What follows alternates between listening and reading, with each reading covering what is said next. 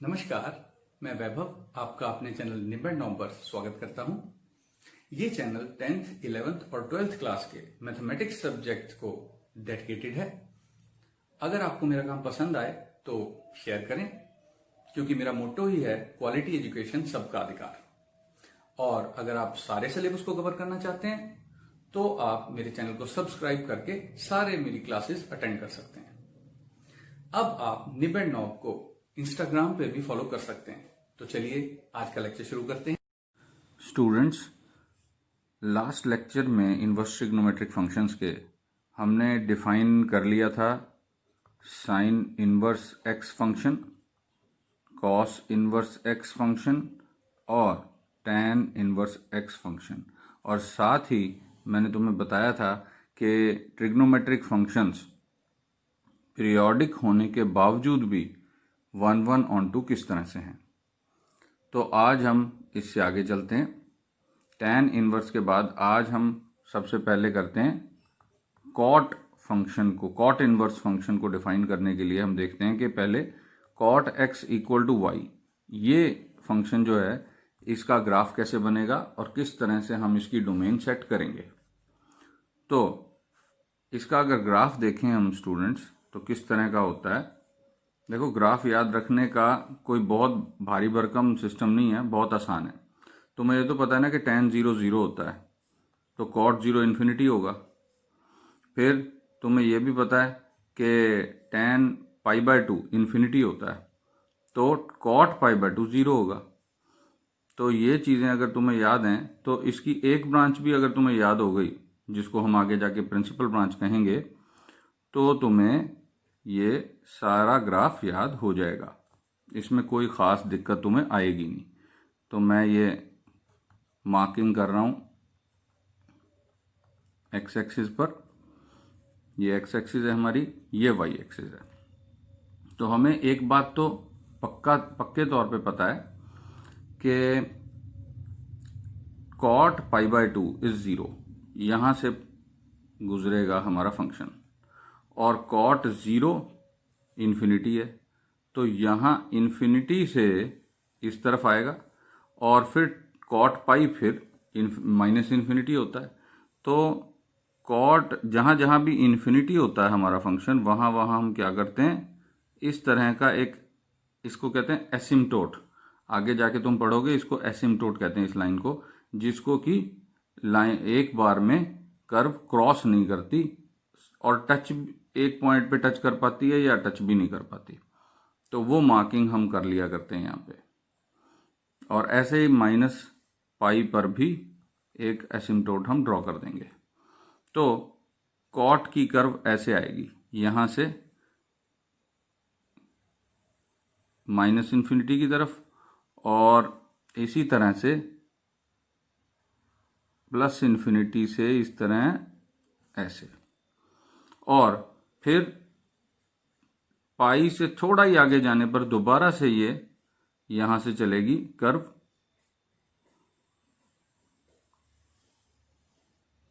और फिर ये यहां पे अगर 2π है तो 2π के बराबर नहीं हो पाएगी और -इन्फिनिटी की तरफ चल पड़ेगी। और यहां पर भी ऐसे ही होगा, यहां से जाके और इस तरह से आती हुई कर्व -इन्फिनिटी की तरफ। तो ये थोड़ा सा दूर रह जाएगा, थोड़ा फ्री हैंड बनाने की वजह से थोड़ी सी दिक्कत आ रही है मुझे। तो एक और बात स्टूडेंट्स, अगर तुम्हें ये ग्राफ समझ में नहीं आ रहे कि ये ग्राफ कैसे बना रहा हूं मैं, तो तुम एक काम करना, 10+1 क्लास का मेरा वीडियो है ग्राफ्स ऑफ टी रेशियोज या trigonometric functions, graphs of trigonometric functions. ये जो वीडियो है टाइटल मेरा, ये मेरे चैनल पे ज़रूर देखना जाके, तुम्हें ये ग्राफ समझ में आ जाएंगे। तो इस ग्राफ के बाद तुम्हें फिर ये इनवर्स ट्रिग्नोमेट्रिक की जो डेफिनेशन है वो भी समझ में आ जाएगी। तो तुम देखो, हमने जैसे पिछली बार देखा था, पिछले वीडियो में हम प्रिंसिपल वैल्यू ब्रांच डिसाइड कर रहे थे अपने पास से। तो ये तो हो गया ग्राफ। अब हम ऐसा करते हैं, एक बार ये देख लेते हैं कि इसकी कॉट जो फंक्शन है हमारा कोटेंजेंट, उसकी जो डोमेन है वैसे क्या होती है, सारे रियल नंबर होते हैं लेकिन पाई नहीं होगा, फिर 2 पाई नहीं होगा, फिर -पाई नहीं होगी। तो सारे रियल नंबर में से कौन सा सेट माइनस हो जाता है, n पाई वाला। और n क्या है, एक इंटीजर है। लेकिन आंसर सारे रियल नंबर आते हैं। देखो -इन्फिनिटी से प्लस इन्फिनिटी से माइनस इन्फिनिटी, प्लस इन्फिनिटी से माइनस इन्फिनिटी, प्लस इन्फिनिटी से माइनस इन्फिनिटी। तो ये अगर हम x एक्सिस के पैरेलल एक लाइन ड्रॉ करें, कोई भी लाइन x एक्सिस के पैरेलल ड्रॉ करें, तो हम देख रहे हैं यहां भी कट कर रही है, ये यहां भी कट कर रही है, यहां भी कट कर रही है। इसका मतलब इस डोमेन के साथ कॉट फंक्शन 1 1 नहीं है, ऑन टू तो है क्योंकि सारे रियल नंबर आंसर आ रहे हैं, लेकिन इस डोमेन के साथ फंक्शन 1 1 नहीं है क्योंकि लाइन जो है हमारी y एक्सिस के परपेंडिकुलर और x एक्सिस के पैरेलल, ये जो लाइन है ये कर्व को एक से ज्यादा जगह पर कट कर रही है। मतलब x1 इसके लिए भी सेम वैल्यू, x1 इसके लिए भी सेम वैल्यू, x1 इसके लिए भी सेम वैल्यू। तो हमें डिसाइड करना पड़ेगा कि हम डोमेन कौन सी लें। तो इसमें साफ दिखाई दे रहा है स्टूडेंट्स, अगर हम 0 से पाई तक अपनी डोमेन रख लें, ये थोड़ा डार्क कर देता हूं मैं, सिर्फ इतनी डोमेन रख लें हम, तो जो हमारी प्रिंसिपल वैल्यू ब्रांच है वो ये बन जाएगी, सिर्फ ये ग्राफ आ जाएगा। क्योंकि डोमेन मतलब x की वैल्यूज 0 से लेके और y तक, पाई तक जब हम पुट करेंगे तो ये जो मैंने डार्क कर दी है अलग से, यही वैल्यूज आएंगी। हम इसको भी छोड़ देंगे, हम इस ब्रांच को भी छोड़ देंगे। तो अगर हम इतना सा ही माने तो इसकी जो डोमेन है वो क्या बन जाएगी। अगर हम कॉट की डोमेन 0 से पाई मान लें, और ओपन इंटरवल मानना पड़ेगा क्योंकि 0 पे भी इन्फिनिटी है और पाई पे भी माइनस इन्फिनिटी है, तो 0 to पाई और सारे रियल नंबर। तो यहां पर अब ये फंक्शन 1 1 भी हो गया, ऑन टू भी हो गया। तो यहां से हम डिफाइन कर सकते हैं कि कॉट इनवर्स जो है वो हमारा जो फंक्शन है उसका जो हमारी डोमेन है वो ऑल रियल नंबर्स हो जाएगा। और आंसर कहां से कहां तक आएंगे, 0 से पाई के बीच में ओपन इंटरवल के साथ। तो कॉट इनवर्स का रेंज और डोमेन पता चल गई स्टूडेंट्स।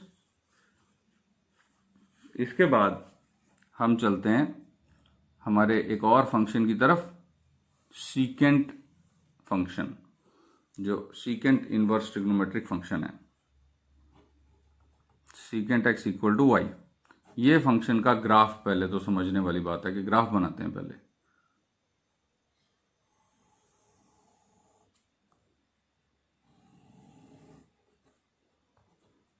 ये स्टूडेंट्स ग्राफ तुम्हें याद रखना चाहिए कि सीकेंट जो है वो कॉस का इनवर्स है, कॉस का रेसिप्रोकल है, सॉरी इनवर्स नहीं, रेसिप्रोकल है।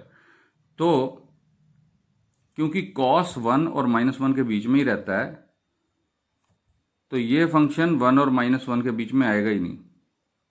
ठीक है, ये 1 है, ये -1 है। और दूसरी बात, क्योंकि cos π/2 हमारे पास जो होता है वो कितना होता है, 0। तो इसलिए ये रेसिप्रोकल होने की वजह से क्या होगा, cos सीकेंट π/2 इन्फिनिटी होता है। तो हम बिल्कुल उसी तरह इन्फिनिटी जब हो जाता है फंक्शन, तो हम एक लाइन लगा लेते हैं यहाँ पर, वो मैंने लगा ली। इसी तरह से ये 3π/2 पे भी इनफाइनाइट वैल्यू ले लेगा, अटेन कर लेगा, यहाँ पे भी मैंने एक लाइन लगा ली। और इसी तरह नेगेटिव की तरफ जाएंगे तो -π/2 पे भी ये क्या होगा, इन्फिनिटी होगा। तो cos 0 1 होता है, तो सीकेंट 0 भी 1 होगा, 1/1 1 होगा। और π/2 पे इन्फिनिटी हो रहा है, तो इसका मतलब ये ग्राफ ऐसे जाएगा, और यहां पर भी ऐसे ही होगा क्योंकि फोर्थ क्वाड्रेंट में भी कॉस और सीकेंट पॉजिटिव ही होते हैं, तो ये रिपीट होंगी यहां पे वैल्यूज, ऐसे ये बन जाएगा ग्राफ। अब यहां पे डिसकंटिन्यूटी आ गई और कॉस पाई जो है वो -1 होता है, तो सीकेंट पाई भी -1 ही होगा। तो यहां से -∞ से कर्व चलेगी और यहां पे आके और फिर ये -∞ की तरफ चली जाएगी। इसी तरह यहां पर भी होगा, ये +∞ से आके कर्व यहां पे आएगी और फिर ये आगे ऐसे चली जाएगी। यहां पर भी ऐसे ही होगा, देखो ये ऐसे कर्व आएगी इस तरह। तो ये कर्व कंटिन्यूस है, फिर ये कर्व, फिर ये कर्व, फिर ऐसे अलग अलग कर्व्स बन रही हैं। तो हम कौन सी वैल्यू उठाएं अपने लिए, हम प्रिंसिपल ब्रांच कौन सी उठाएं? तो ये एक ऐसा फंक्शन है जिसमें कि अगर हम सिर्फ इसी कंटिन्यूस कर्व को देखें, जैसे tan x और cot x के लिए देखा था, तो ये 1 1 नहीं है। देखो यहां मैंने कट किया तो 2 पॉइंट पे कट हो रहा है, ये वैल्यूज यहां के बाद फिर रिपीट हो रही हैं। तो यहां तक तो ठीक है, हम अगर 1 से लेके और यहां तक उठा लें इसको, इतनी तो ठीक है, लेकिन इसको कंटिन्यू हम नहीं कर सकते प्रिंसिपल वैल्यू ब्रांच के लिए, हमें कहीं और जाना होगा। तो इसके साथ हमें यहां से दिखाई दे रहा है, इधर देखो, हम अगर 0 से लेके पाई तक कंसीडर कर लें डोमेन, तो ऑब्वियसली तुम कहोगे सर π/2 ये तो डिफाइन नहीं हो रहा फंक्शन, तो हम π/2 को बीच में से निकाल देंगे, कोई प्रॉब्लम नहीं। π/2 को बीच में से अगर निकाल दिया जाए डोमेन में से, तो सिर्फ इतना जो मैंने डार्क हिस्सा किया है, इसमें 1 से लेके इन्फिनिटी, -1 से लेके -∞ सारी वैल्यूज आ गई और 0 से पाई तक हमारी डोमेन सेट हो जाती है। तो अगर मैं सीकेंट फंक्शन की डोमेन 0 से पाई फिक्स कर दूं, क्लोज इंटरवल ऑब्वियसली, क्यों? क्योंकि 0 पे और पाई पे दोनों पे वैल्यूज अटेन हो रही हैं, लेकिन साथ में मैं ऐसा करूं कि π/2 जो पॉइंट है वो माइनस भी कर दूं बीच में से, तो यहां पे वैल्यूज क्या आएंगी? सारे रियल नंबर, लेकिन -1 से 1 तक के बीच में ये ग्राफ नहीं आ रहा। ये मैंने डिफाइन कर दिया अपने सीकेंट फंक्शन की डोमेन को, रेंज तो वही की वही है। तो ये 1 1 भी हो गया और ऑन टू भी हो गया। तो सीकेंट इनवर्स कैसे डिफाइन किया जा सकता है? सीकेंट इनवर्स इसका उल्टा हो जाएगा बिल्कुल दूसरी तरह।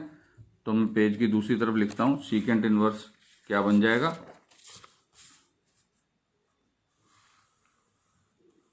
सीकेंट इनवर्स जो होगा फंक्शन हमारा, उसकी डोमेन क्या होगी? सारे रियल नंबर, लेकिन हम -1 से 1 तक कोई नंबर पुट नहीं कर सकते, क्योंकि सीकेंट का ग्राफ 1 और -1 के बीच में आता ही नहीं है। और उसकी रेंज हो जाएगी 0 से π/2, लेकिन उसमें से 0 से पाई, सॉरी 0 से पाई, लेकिन उसमें से π/2 पॉइंट गायब है, क्योंकि यहां पे इनफाइनाइट हो रहा है फंक्शन। तो हमारा सीकेंट इनवर्स फंक्शन इस तरह से है कि ये इसकी डोमेन और ये रेंज। बिल्कुल सिमिलर सा ही फंक्शन है, फंक्शन का ग्राफ तुम देखोगे कोसीकेंट का। तो हम अब बात करते हैं कोसीकेंट x = y जो फंक्शन है उसकी। मैं ग्राफ बनाता हूं उसका।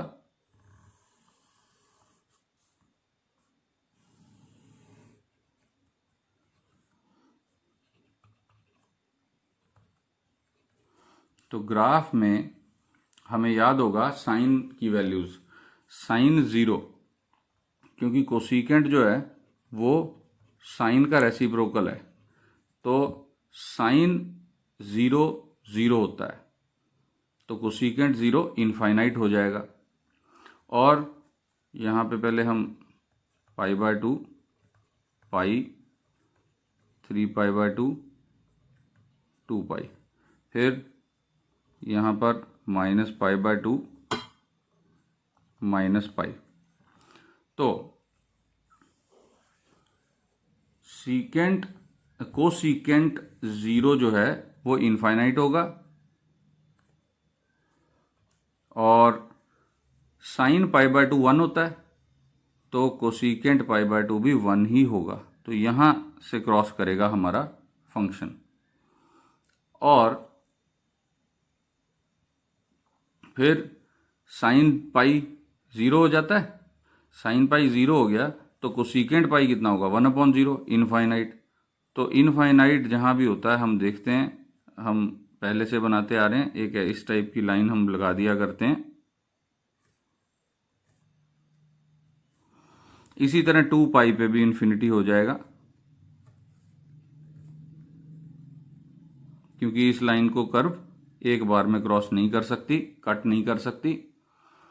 और इसी तरह साइन माइनस पाई भी 0 होता है, तो कोसिकेंट माइनस पाई भी इनफाइनाइट हो जाएगा। तो इस तरह हमने एसिम्टोट्स बना लिए। अब ये कर्व यहां से आएगी ऐसे 0 से, और फिर ये इन्फिनिटी की तरफ जाएगी। क्यों? क्योंकि ये 0 से पाई बाय टू से 180, ये जो दो क्वाड्रेंट आ गए, दोनों क्वाड्रेंट्स में कोसिकेंट और साइन पॉजिटिव ही होते हैं। अब -3 पाई बाय टू पे -1 होती है वैल्यू, तो इस तरह से कर्व बनेगी। और यहां से देखा जाए तो बिल्कुल उसी तरह -pi by two, sine -pi is -1, तो कोसिकेंट -पाई/2 भी 1 हो जाएगा।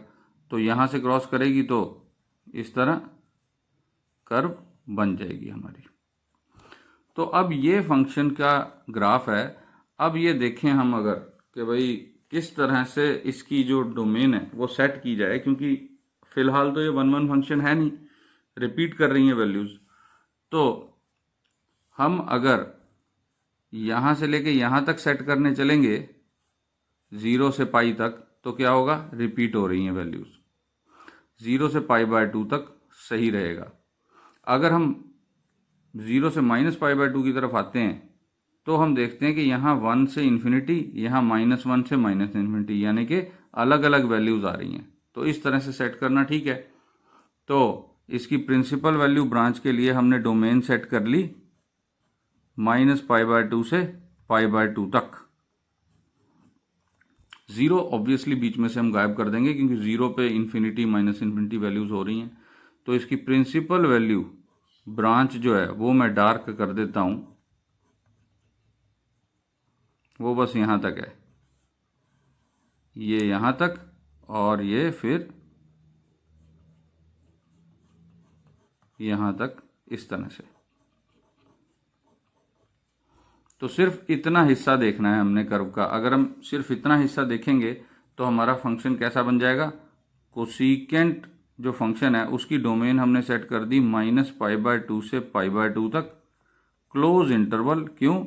क्योंकि -पाई/2 और पाई/2 दोनों पे वैल्यूज अटेन हो रही हैं, लेकिन बीच में से हम 0 निकाल देंगे। और वैल्यूज कौन कौन सी आ रही हैं, सारे रियल नंबर आ रहे हैं, बस -1 से 1 तक बीच में नंबर नहीं आ रहा। तो कोसिकेंट इनवर्स फंक्शन की जो, अब ये 1 और ऑन टू दोनों बन गया, ये फंक्शन 1 ऑन टू दोनों है, तो कोसिकेंट इनवर्स की जो डोमेन है वो ये वाली कोसिकेंट की जो रेंज है वो बन जाएगी। यानी सारे रियल नंबर पुट कर सकते हैं हम फंक्शन में, बस -1 और 1 के बीच वाले नंबरों को छोड़ के, और आंसर आएंगे हमारे सारे के सारे -पाई/2 से पाई/2 तक। लेकिन 0 कभी नहीं आएगा, क्योंकि 0 पे इनफाइनाइट हो जाता है। तो इस तरह से स्टूडेंट्स ये रेंज और ये डोमेन और ये रेंज, तो मैंने 6 के 6 इनवर्स ट्रिग्नोमेट्रिक फंक्शंस तुम्हारे सामने डिफाइन कर दिए, प्रिंसिपल वैल्यूज बता दी। अब हम ऐसा करते हैं, अपनी एक्सरसाइज की तरफ चलते हैं। एक्सरसाइज में जो क्वेश्चंस हैं मैं अब एक एक करके वो लेता हूं। तो पहला क्वेश्चन क्या है हमारा, पहला क्वेश्चन एक्सरसाइज में खैर एक ही टाइप का क्वेश्चन है, फाइंड द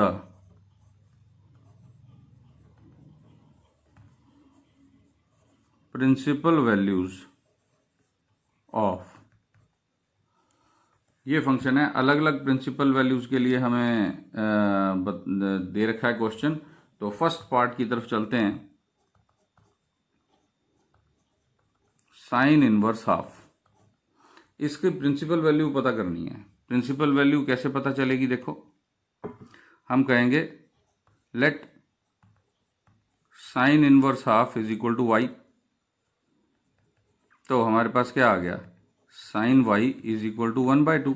ठीक है, साइन वाई, साइन इस तरफ चला गया, दोनों तरफ साइन अप्लाई किया, साइन इनवर्स से साइन कैंसल, और यहां साइन आ गया, तो sine y is equal to 1/2।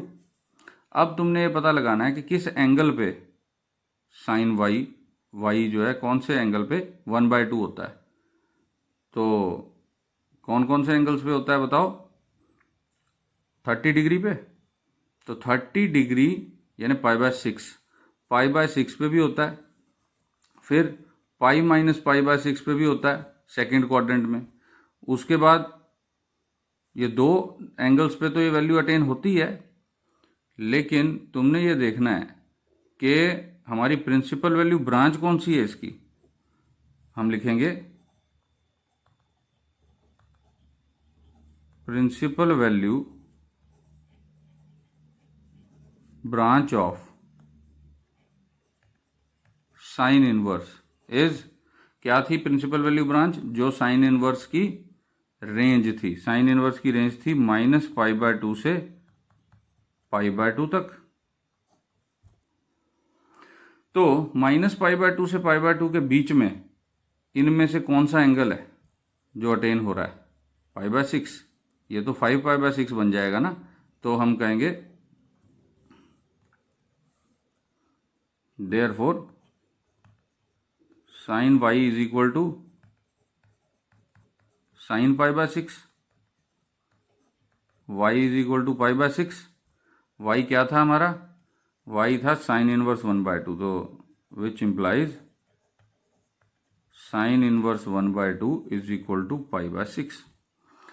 तो ये क्वेश्चन अगर 2 मार्क्स में आ जाए तो इस तरह सॉल्व करना है, आ सकता है 2 मार्क्स में, और 1 मार्क में आ जाए तो तुम्हें ये सारा कुछ सॉल्व करके, ऑब्वियसली अगर एमसीक्यू में आएगा तो सीधा आंसर देना होगा, और अगर 1 मार्क में क्वेश्चन सॉल्व करने वाला आ जाए तो तुम्हें इस तरह से सॉल्व करके दिखाना होगा। 1 मार्क और 2 मार्क दोनों में ये क्वेश्चन आता है, और बहुत इंपॉर्टेंट है ये प्रिंसिपल वैल्यूज पता करने का क्वेश्चन। तो तुम्हें ये पता चल गया होगा। एक बार फिर देख लेते हैं कि साइन इनवर्स 1/2, ये जो हमें दे रखा है, हमने इसको y के बराबर किया तो साइन वाई 1/2 आ गया। अब हमें ये देखना है कि कौन से एंगल पे साइन की वैल्यू 1/2 होती है। तो हम ये जानते हैं π/6, और सेकंड क्वाड्रेंट में भी ये पॉजिटिव आएगा, तो π-π/6। तो π-π/6 कितना होगा? 5π/6। ये दिमाग में रखना है हमने। लेकिन प्रिंसिपल वैल्यू ब्रांच जो है साइन इनवर्स की, वो क्या है? वो -π/2 से π/2 तक है। क्लोज इंटरवल है स्टूडेंट्स, से क्लोज इंटरवल होता है, मतलब कि range of sine inverse function, range of sine inverse function जो है वो -π/2 से π/2 तक है। तो हमने वो एंगल इनमें से चूज करना है जो इस रेंज में आ रहा हो। तो वो रेंज क्या है? वो एंगल कौन सा है? π/6 है, क्योंकि ये तो सेकंड क्वाड्रेंट में चला गया और ये तो फर्स्ट और फोर्थ क्वाड्रेंट्स हैं। तो साइन वाई को हम साइन π/6 रखेंगे, ना कि साइन 5π/6। तो यहां से y कितना आ गया? π/6, और इसका मतलब क्या हुआ कि साइन इनवर्स 1/2 इज π/6, क्योंकि y कितना था? y इतना था। ये यहां से हमने y की वैल्यू उठा ली। y कितना है? साइन इनवर्स 1/2, ये π/6 आ गया। चलो और क्वेश्चन भी करते हैं, थोड़ा सा और क्लियर हो जाएगा ये क्वेश्चन हम कैसे कर रहे हैं।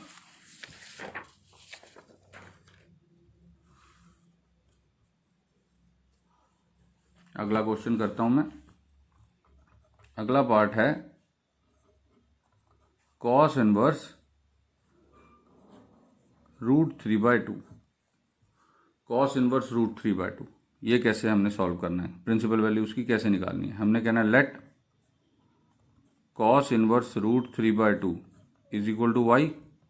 इसका मतलब कॉस वाई कितना हो गया? √3/2। अब तुमने ये देखना है कि कॉस की वैल्यू √3/2 कहाँ कहाँ होती है। कॉस की वैल्यू √3/2 30 डिग्री पे होती है यानी π/6, और फोर्थ क्वाड्रेंट में भी ये पॉजिटिव होता है, तो फोर्थ क्वाड्रेंट यानी 2π - π/6, ये दो एंगल हो जाएंगे। अगर इसको सॉल्व करो तो कितना आएगा, इसको तुम 11π/6 भी कह सकते हो और -π/6 भी कह सकते हो। तो ये 3 एंगल बन गए जिसपे कि √3/2 हमारी cos y की वैल्यू होगी। लेकिन अब हम प्रिंसिपल वैल्यू ब्रांच भी लिखेंगे। प्रिंसिपल वैल्यू ब्रांच यहां पे कितनी है, प्रिंसिपल वैल्यू ब्रांच कॉस की क्या होगी, जो कि कॉस इनवर्स की रेंज होती है। कॉस इनवर्स की रेंज होती है 0 to π क्लोज इंटरवल। तो 0 से π के बीच में इनमें से कौन सा एंगल है, 0 से π के बीच में ये तो एंगल है नहीं 11π/6, ठीक है, -π/6 भी नहीं, क्योंकि ये दोनों फोर्थ क्वाड्रेंट में है और ये फर्स्ट दो क्वाड्रेंट है, ये फर्स्ट दो क्वाड्रेंट है 0 से 180 तक, तो π/6 ही है। तो therefore cos y is equal to cos π/6। इसका मतलब y is equal to π/6। y कितना था, cos इनवर्स √3/2, तो cos inverse √3/2 is equal to π/6। ये प्रिंसिपल वैल्यू आ गई। चलो अगला क्वेश्चन करते हैं। हमारी बुक का अगला क्वेश्चन क्या है, अगला पार्ट क्या है इस क्वेश्चन का, थर्ड पार्ट हम कर रहे हैं tan इनवर्स -√3। तो हमने कहना है let tan inverse -√3 is equal to y। इसका मतलब tan y कितना हो गया, -√3। अब हमें यह देखना है कि -√3 कहाँ कहाँ tan की वैल्यू होती है। ये नेगेटिव है, tan की वैल्यू नेगेटिव आ रही है, तो याद रखो कि tan की वैल्यू नेगेटिव सेकंड क्वाड्रेंट में होती है और फोर्थ क्वाड्रेंट में होती है। पहले माइनस को हटा के ये देखो कि tan y की वैल्यू √3 कब होगी, सोचो कब होगी, 60 डिग्री पे। तो 60 डिग्री मतलब π/3। तो जो π/3 है, थोड़ा रफ वर्क कर लेते हैं, π/3 अगर हम इसको इसी एंगल को सेकंड क्वाड्रेंट में रखें तो हम कहेंगे π - π/3 यानी कि 2π/3। एक तो ये एंगल हो गया जिस पे नेगेटिव √3 वैल्यू होगी। एक फोर्थ क्वाड्रेंट भी, फोर्थ क्वाड्रेंट में क्या होगा, फोर्थ क्वाड्रेंट में 2π - π/3। तो 2π - π/3 मतलब ये 6 कितना हो जाएगा, 6 - 1 यानी 5π/3 ये एंगल, या फिर एंगल नेगेटिव का ही हो जाएगा, 2π को अगर 0 मान ले -π/3। तो इन तीन एंगल्स में से कोई भी एक एंगल हो सकता है जहां पे tan y की वैल्यू -√3 आएगी। लेकिन अब हम क्या करेंगे, अब हम देखेंगे इसकी प्रिंसिपल वैल्यू ब्रांच।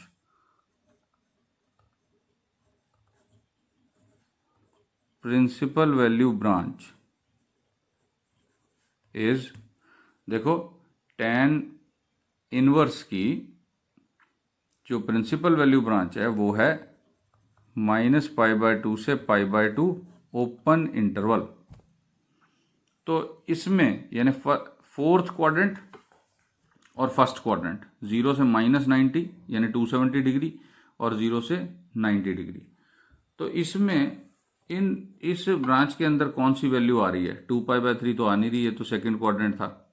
ये दोनों में से एक वैल्यू आ रही है, लेकिन क्योंकि हम यहां पर माइनस एंगल को माइनस के तौर पे दिखा रहे हैं तो ये हम नहीं लिखेंगे, ये भी नहीं लिख रहे, तो ये एंगल बच जाएगा, इस तरह से लिखेंगे। तो हम लिखेंगे देयरफॉर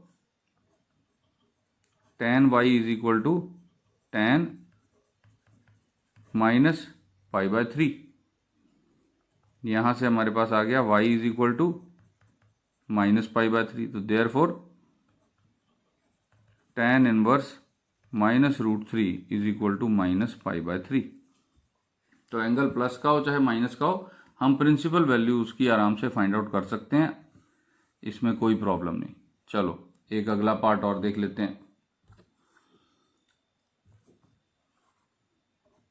आज का फोर्थ क्वेश्चन, सीकेंड इनवर्स 2/√3। तो बिल्कुल उसी तरह स्टार्ट करेंगे। Let secant inverse 2/√3 is equal to y। तो हमारे पास आ गया secant y is equal to 2/√3। अब ये देखो सीकेंट की वैल्यू 2/√3 कहाँ होती है? जहां पर कॉस की वैल्यू √3/2 होगी। तो कॉस की वैल्यू √3/2 कहाँ होगी? सोचो, 60 √3/2 कॉस की वैल्यू कहाँ होगी? कौन से एंगल पे? 60 डिग्री पे या 30 डिग्री पे? ऑब्वियसली 30 डिग्री पे। तो यानी π/6। तो एक तो एंगल हो गया π/6 जहां पर इसकी वैल्यू इतनी होगी। और कहाँ होगी? एक फोर्थ क्वाड्रेंट भी तो है इसका पॉजिटिव वैल्यू का। तो फोर्थ क्वाड्रेंट का मतलब है 2π माइनस π/6। तो ये कितना हो जाएगा? 11 π/6 या फिर माइनस का एंगल π/6। तो ये 3 एंगल हो गए हमारे पास। 3 में से कौन सा ठीक रहेगा उसके लिए हम इसकी प्रिंसिपल वैल्यू देखते हैं। तो प्रिंसिपल वैल्यू ब्रांच इज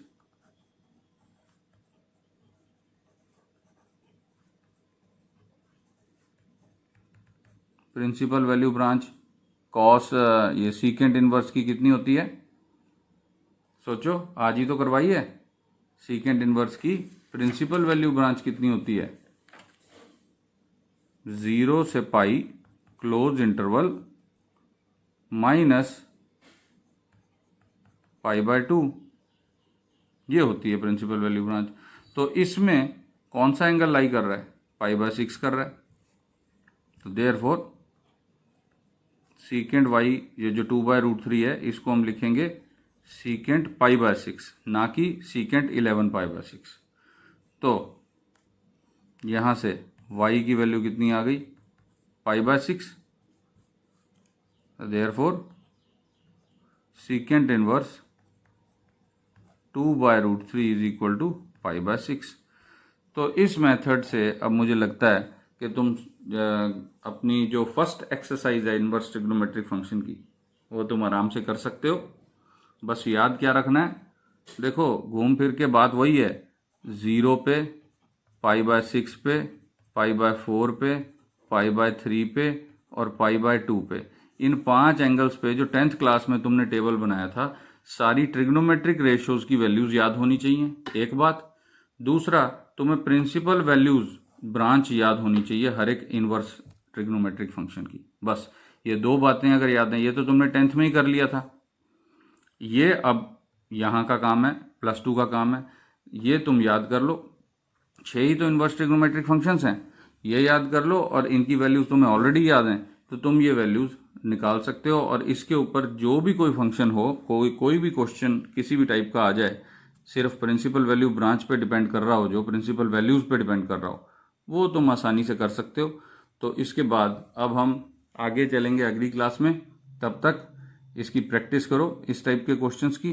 पहली एक्सरसाइज इनवर्स ट्रिग्नोमेट्री की करो और मेरी तरफ से best of luck. Thank you.